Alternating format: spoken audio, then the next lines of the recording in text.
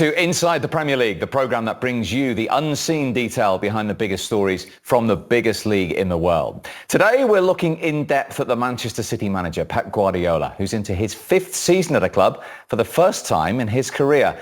And it's been an eventful few years at the Etihad.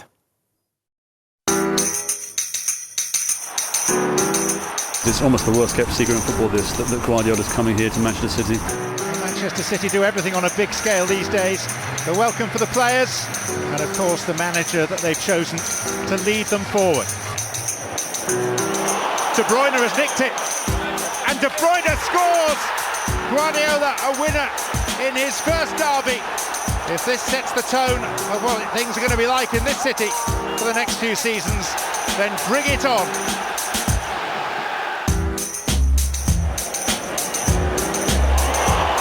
Here's Aguero, round the goalkeeper, Aguero scores, as he always does.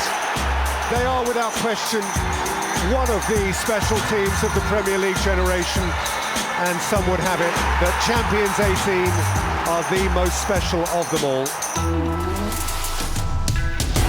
The City, the strut of champions, intent on becoming serial champions. Sterling! Oh, that is beautiful. Aguero had a hit and scored gloriously. Finally blue pierces red, and City are on top of the league. Kompany had a look, had a hit. Oh! Captain fantastic! City champions at the end of the most exhilarating stride by stride race the Premier League has ever known. A new season, the same old story. Manchester City, irrepressible, irresistible. Pukki surely this time does score! 3-1 to Norwich City. Here's Fabinho. What a hit! Liverpool are Premier League champions. It is Liverpool, and they have it to cling to.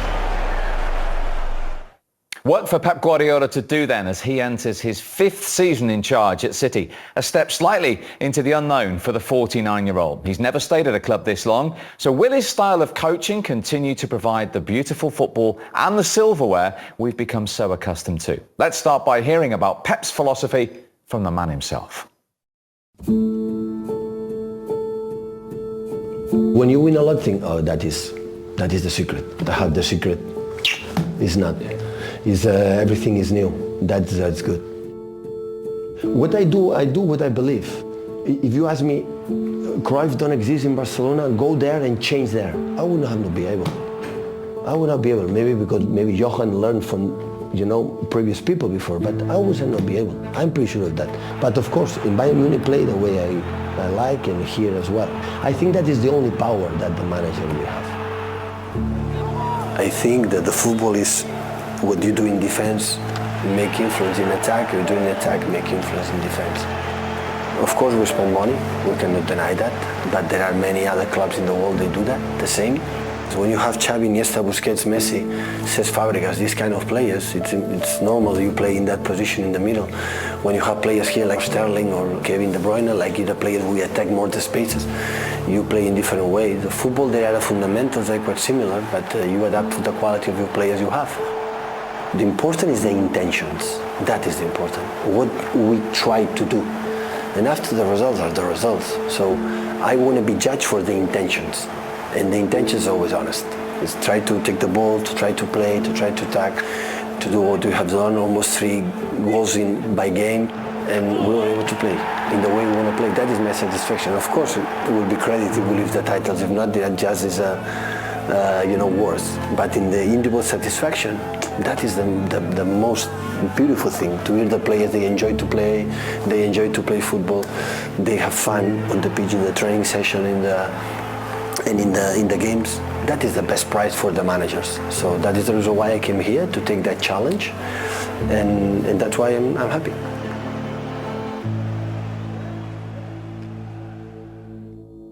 He's always a fascinating man to discuss, isn't he? And with me to do just that, he played with him in his club and international career. It is, of course, the former Spain and Middlesbrough man, Gaizka Mendieta. Good to see you. When you were playing with him, what type of player was he, first of all, before we come on to Pep, the manager?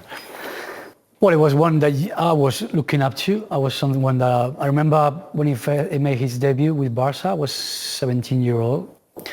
You would not say that when you watch the game. If you would know this guy is 16, 17-year-old, the way he play, we used to tell like Stoichkov or Laudrup or whoever had in front of him that he had 100 games in as a professional and such a great careers. This young boy would come on the pitch and would direct and manage these guys from his position as a number 4, as Barca used to play. Very clever always in the way he knew he wasn't fast, he wasn't strong, but he was one of the best midfielders in football. So in the way he passed the ball and in the way he saw and read football, like he said there, it's about what you see and how you try to put that in place. And impossible to mark. I mean, I remember with Valencia, when we play, especially with Ranieri, one of my tasks would be mark Guardiola. So not Mark Guardiola, but stop Guardiola for being on the ball. It's hard because people might think, no, but it doesn't run. Yeah, but you don't need to run much. You just need to know where you are at the right time. And 1 second, that was what he needed. He needed to make 1 meter run to get the ball and make that pass that would leave Stoichkov, Laudrup, whoever it was in the team, 1v1. So you had to stop that. That's very difficult. And the obvious question is, was that Pep the player, the Pep teammate, always going to be a manager for you? Always, always. You could see that on the pitch, like I said, as an opposition in the national team in Spain, but also anywhere. It was talking about, it was either football or golf. It was those two passions. But with football, it was all the time about the system, about how to create outnumber in different areas, how this player is better on the left foot, on the right foot, is fast, is not fast. His knowledge was incredible. I mean, we all knew more or less the characteristics of a lot of players, especially if you play against them. I have to come this side or go that side. But he knew, I'd say 90% of the players, how they play, how attack them, how defend. So you knew straight away, having lunch, having dinner at the hotel, it would be like getting your glass, getting your fork and your knife and salt and pepper, and like, you just stop it for 2 minutes or 10 minutes and I'm having my lunch. Then we so go the intensity was really there then? Was all the time. So that's incredible. And that passion was, he put it in, like I said, in golf, put it into that, but of course football is the thing that drives him. And that's what he's become. Well, I'd say we knew he was going to be a manager because he was already as a player. So that drive that he had as a player is the one that he has as a manager, and that is the one that is made what he is. That's fascinating. So when we see Pep as the manager now, everything is, as you say, is intense and the standards. He was exactly the same as a young football player. He was, yeah. And then, of course, I spent more time with him in the national team. And even in the small games, it would be like, he did lose sometimes. When he lost those small games, he won't be happy. And then we're trying to think like, you know, when you lose, that's it. I mean, you get the banter and, oh, we beat you last week or last game or whatever it is. But it stops there. It doesn't go tactical. He would go tactical, like, yeah, because you didn't close that one or you didn't track that one. And you're like, you know, leave me alone. Turning is finished. Just go for a shower. But yeah, it's always, with Pep, it's always been there. It's the passion, I think, for anything. Books, music, anything that he loves, he puts that passion into it. Very interesting. And of course, the journey as a manager began for Pep at Barcelona. We can get a little bit more on that now with our Spanish football expert, Graham Hunter, who caught up with Ian Irving. Can you give us an idea of exactly what it was like for Pep stepping in at Barca and exactly what he achieved there as manager? I can tell you what it was like for me and everybody like me. It was startling to watch, genuinely revolutionary, because he came into an environment where on the training ground for 18 months at least, Frank Rijkaard hadn't been paying full attention. Pep came in and revolutionised training. Training was intense. The timekeeping was enforced. Things that I guess right now, anybody watching this on Premier League TV will be going, well, how can it possibly be that a professional club, when players are paid highly and guys who went on to dominate world football with their nations, not with the club, but you know, it does happen. He came into somewhere that looked like a mess. He banged heads together. He really imposed his personality and his demands, and everybody woke up at the same time. And the effect was completely startling. Can you just remind us, Graham, just how unprecedented his 4 years in charge of the first team in Spain was? Well, unprecedented is a big word, but it's accurate in that Barcelona had never won the treble before. No Spanish club had ever won the treble. So I guess you're more interested in across the 4 years, but sitting that night in Rome watching them win the treble by beating Manchester United, and I heard Alex Ferguson in Rome admit we were beaten after the first goal. Manchester United, Alex Ferguson's Manchester United were beaten after 9.5 minutes of a Champions League final. There is no greater definition of the word unprecedented than that. He then played beautiful football, consistently won the league 3 years out of 4, and maybe the thing that most people hold on to joyfully was the brand of football at Wembley. Many people, not me, Just Fontaine, Trapattoni, Otmar Hitzfeld, Gordon Strachan and Gary Neville were working on the night. People of that ilk repeatedly said, that's the greatest single European Cup final performance anybody's ever seen. You used the word unprecedented, and there were things within Guardiola's 4-year reign at Barcelona that were not just joyous and wonderfully uplifting if you were a Catalan and a Barca supporter, but for followers of football, for neutrals, we saw things that we hadn't seen before. After 4 years, Pep departs, completely burnt out by his own admission. What went wrong? It's a strange, potent mixture, isn't it? Football Club Barcelona are a highly political club. Again, I've sat with Piqué or Xavi saying that there's no more demanding football club than Barcelona. 3 crucial things to answer your question, hard and fast.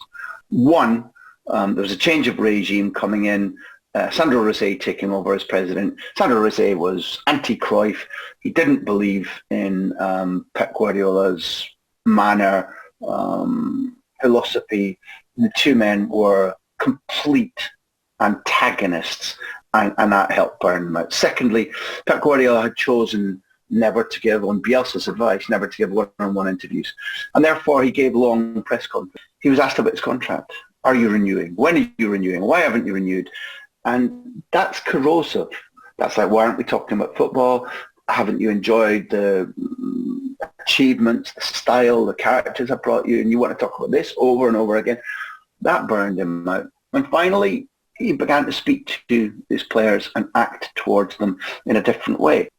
Dani Alves used the most colourful phrase. He said, in the first season, if Pep told me to climb up to the roof of the Camp Nou and jump off, I'd have done it. Because if Pep was saying it, there'd be something better when I landed on the ground.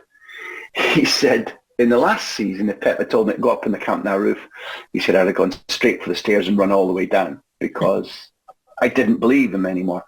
That's something that will happen in human relationships, whether you're talking about sport or not. That high intensity burnout of the character of Barcelona, the media in Catalonia, and Pep Guardiola's character meant that, as Cruyff suggested in 2011, maybe he should have left after 3 years. He decided not to. I think it was an understandable but nonetheless significant mistake. At Bayern Munich, it was 3. At Manchester City, it's now into 5.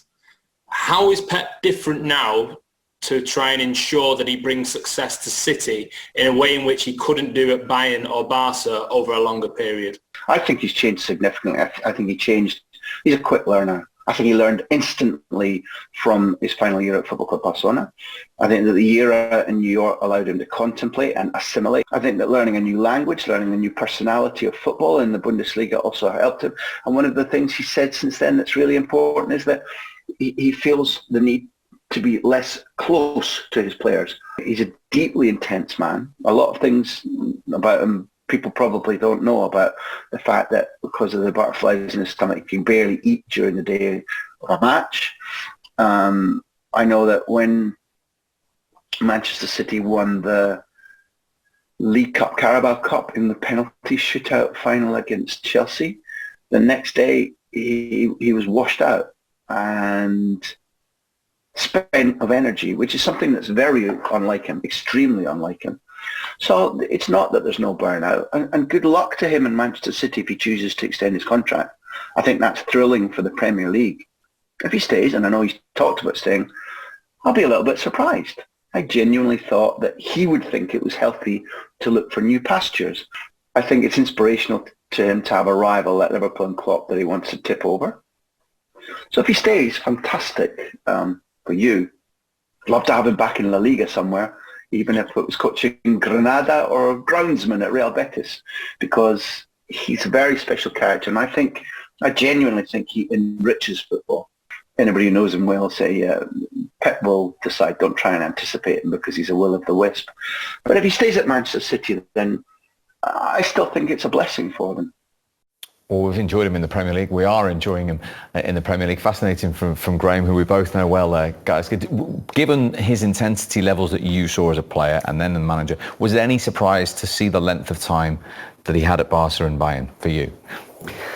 Well, like Graham is saying, it's difficult when you're coaching and managing these big clubs to stay for a long time. Actually, 5 years is quite unusual nowadays. But is it the way he manages as well? But of course, yes. And then on the second thing, it's I think Barca won everything. It's different. When City, maybe he might still feel like Champions League is a target that needs to achieve, to feel like he's done this job. But he is. And that was something that Ferguson used to say, the cycles. You either change the manager or you change the dressing room. Ferguson did it for over 20 years, like keep changing the dressing room. So you have the players engaged, committed and motivated. I mean, it's very difficult for a manager to have the whole dressing room for 3-4 years. Like Albert said, I mean, yes, you believe him, but it's like you need to be very good at how you explain things to players, because players quickly will stop believing what you say if it doesn't work. And if they heard that for many times over and over for 3 years, you need to reinvent yourself to maybe say the same thing in a different way, so players are buying into it. So it is challenging in that respect, being manager. And besides that, if you are intense like Pep is, like a lot of managers is, it's very hard to sustain that in the longer term. To have players and managers, you need to relax a little bit sometimes. Otherwise, or either the manager leaves or the player leaves. So interesting. Graham alluded there to Manchester City, where, of course, as we've said, he's into his 5th season. That's the longest of any of his 3 clubs. So when we come back, we'll get into the immediate future of what he and his club might do.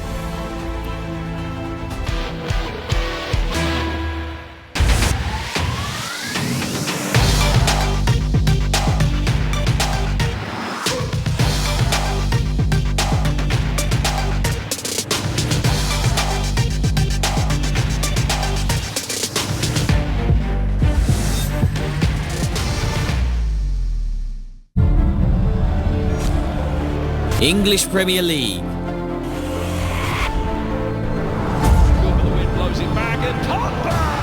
Manchester United. Everton. Just gave it straight back. Stunning from Luis Rodriguez. What a hit that is. Saturday. Live and exclusive on beIN Sports channels.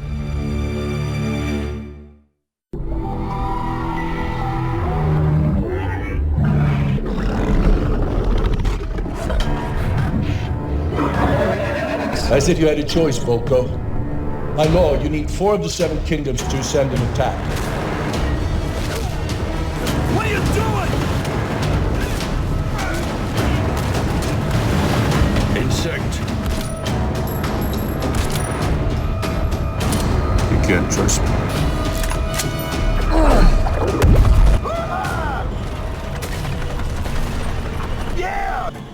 Dolph Lundgren, Actor of the Month. Saturday on beIN Movies Action. Clap your don't clap your hands. Just clap, clap, clap, don't clap your hands. Just clap, clap, clap your hands to the beat.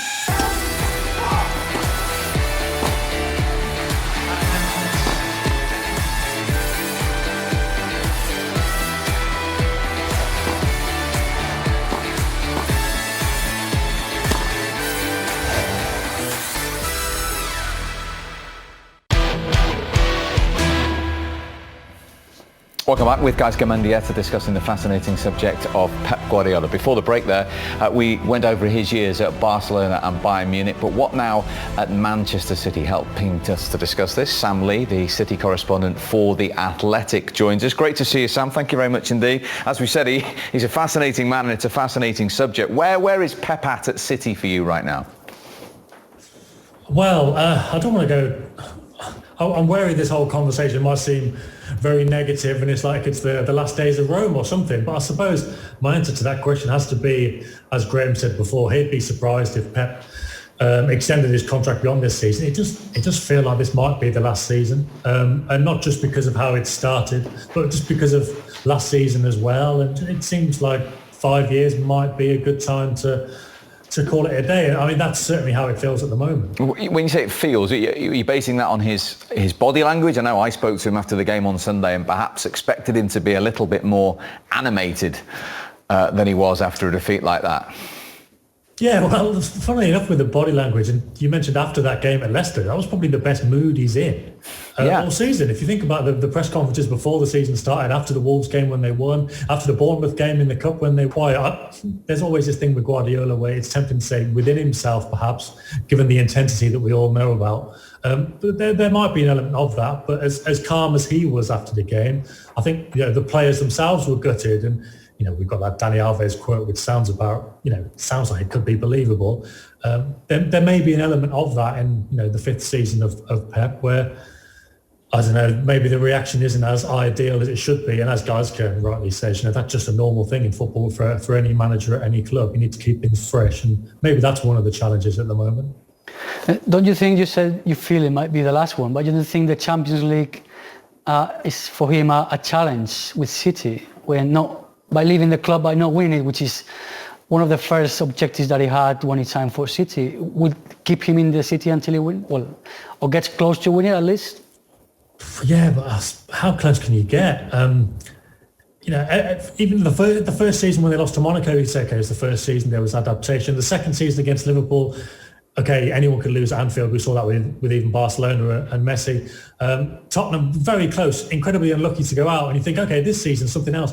And then that happened against Lyon, obviously in different circumstances, a single leg. But if you're thinking he's going to stay at City until they win the Champions League, there's so much more to a season than that, especially this season with all the games packed in. You've got months and months and months until you get to those final games of the Champions League. I'm not sure that can be the biggest motivation. It's definitely something he's going to want to do, but I'm not sure it could be the biggest consideration when it comes to signing a new contract. Look, maybe he'll go, okay, another year, but I think before you get to that, he'll need to look at the squad in terms of the strength of it and in terms of the motivation of the players and whether they're willing to listen to him. I think that's the biggest thing for him. And if that's all there, maybe he'll go, okay, we can go again and try and win the Champions League. But I don't think you can put the cart before the horse and start thinking about the Champions League if he doesn't feel he's got the right ingredients to actually get there. I do think that's the biggest thing. What about his signing, Sam? I mean, they're all, Dias and Ake and Ferran Torres is only 20. Could that be for him and the guy who follows him in terms of City's future? Or do you think he is genuinely planning for another year or two at City? Well, it's funny because, they got Txiki Begiristain, and Txiki Begiristain as the sporting director is one of the best in the business. And the whole point of a sporting director, of course, is that he buys the players. He's the one responsible. And that in theory, when a manager goes out, the next one comes in. And they've got something to work with in common. So in theory, the players bought this summer, they should work for Pep. And even if Pep were to leave next summer, they should work for the next guy, because as far as I know at The Athletic, and Daniel Taylor as well, who's written about it in the past, Txiki Begiristain says there's only 5 or 6 managers in the world who can manage City currently. So he's thinking in terms of the style of play there and the suitability to the club and the style of play that they want to play. So the players should work for both. So in a sense, that shouldn't matter too much in terms of what Guardiola wants. But the interesting thing, Speaking about another club figure, Khaldoon Al-Mubarak, the chairman, he gave his usual end-of-season interview, and he said a couple of months ago, after they'd already signed Torres and Ake, that they would get extra players, plural, in. And he said that the club have got a profile, usually about 24, 25 years old, young players with a lot of projection for the future. But he said he doesn't want to get bogged down by that. And if there's a player that doesn't fit that profile, that might be a bit older, it's somebody that the manager has identified and something that the squad needs, they will do that.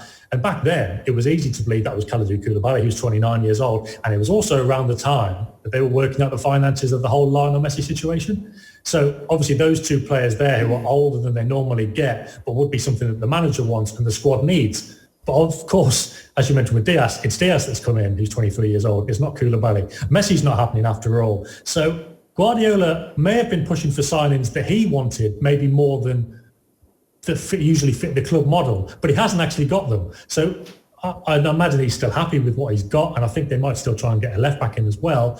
But if we're talking about the players he definitely wants, it doesn't sound like it's gone quite to plan. Great stuff, Sam. Thank you very much indeed for joining us. Can you see Pep being here next season at City, guys? I mean, I agree that not much longer. When you've been for so long in a club, again, it's tough, it's difficult. When you have those targets and you don't reach them, it seems like you get into that routine of it becomes impossible.